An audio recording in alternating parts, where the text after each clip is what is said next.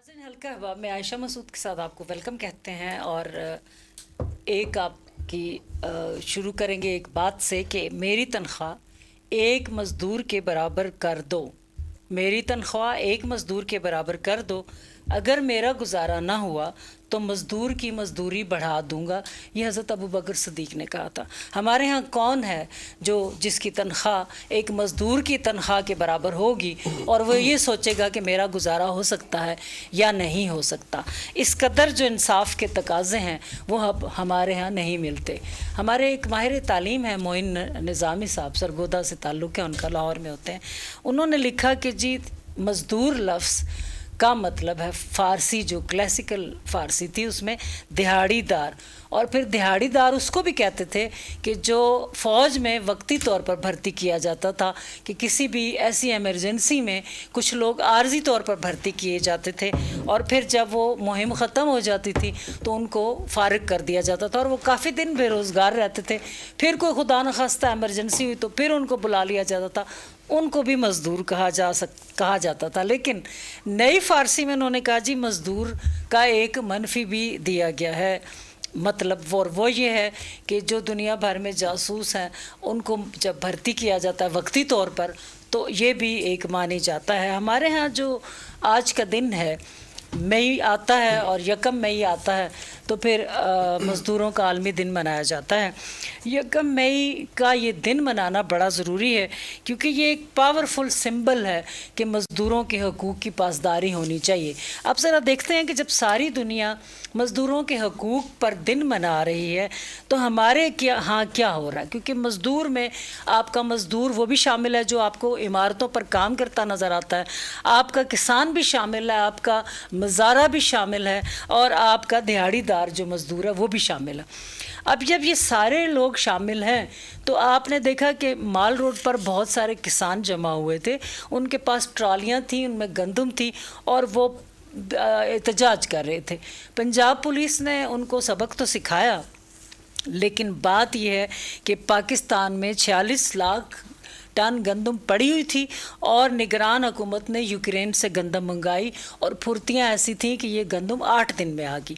यानी इसका जो पीछे से सिलसिला था वो बहुत पहले से शुरू कर लिया गया था, पहले से ही ये प्लान किया गया था कि हमने यूक्रेन से गंदम मंगानी है। कोई महकमा पंजाब का ऐसा नहीं था, फूड का है, एग्रीकल्चर का है, जो ये कैलकुलेशन करता कि हमें गंदम मंगवानी चाहिए या नहीं, या जो हमारी फसलें होंगी उससे हमारे किसान ने कितनी गंदम फ़रोख्त करनी है जो हमें ख़रीदनी है।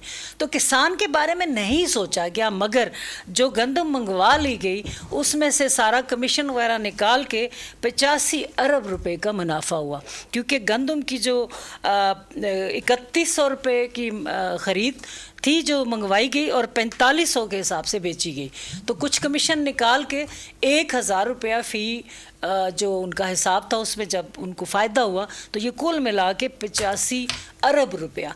अब ये सोचें कि 85 अरब रुपए का जालिम मुनाफा खा गए, लेकिन किसी ने भी किसान के बारे में नहीं सोचा, वो जाए बाढ़ में।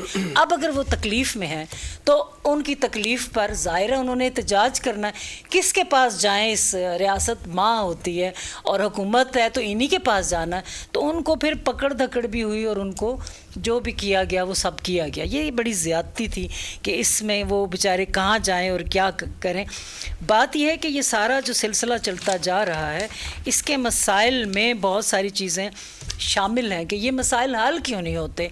हर रोज़ एक नई परेशानी, नई बेचैनी क्यों होती है। तो आप जानते हैं कि ये जो हुकूमत है इसमें इसहाक डार को डिप्टी वज़ीर-ए-आज़म बनाया गया और फिर शामिल किए गए राना सनाउल्लाह थोड़ी थोड़ी आंखें दिखा रहे थे, उन्हें शामिल किया गया। साद रफ़ीक अभी तक बोल रहे हैं, उन्हें भी उम्मीद है जल्द शामिल कर लिया जाएगा।